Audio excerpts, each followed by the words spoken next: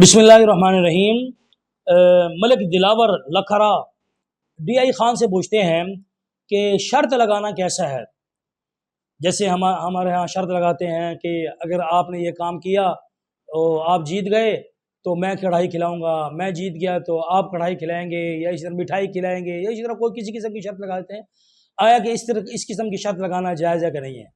یہاں ایک بات ذہن نشین کر لیں، اگر شرط جو ہے ایک طرف سے ہے، مثال کے طور پر میں کہتا ہوں کہ اگر آپ جیت گئے تو میں کھانا کھلاؤں گا، ایک طرف سے ہے، آپ جیت گئے تو میں کھانا کھلاؤں گا، اگر میں جیت گیا تو آپ کچھ نہ کچھ کھلا دینا، تو یہ ایک طرف سے شرط ہے، سمجھ آ گیا؟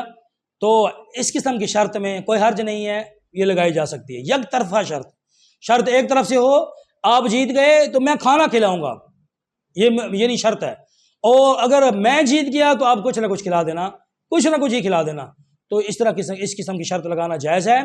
اور اگر شرط دو طرفہ ہو، اگر آپ جیت گئے تو میں کھانا کھلاؤں گا، میں جیت گیا تو آپ کھانا کھلائیں گے، یہ صورت جوئے کی بن جاتی ہے، اس قسم کی شرط لگانا جائز نہیں ہے۔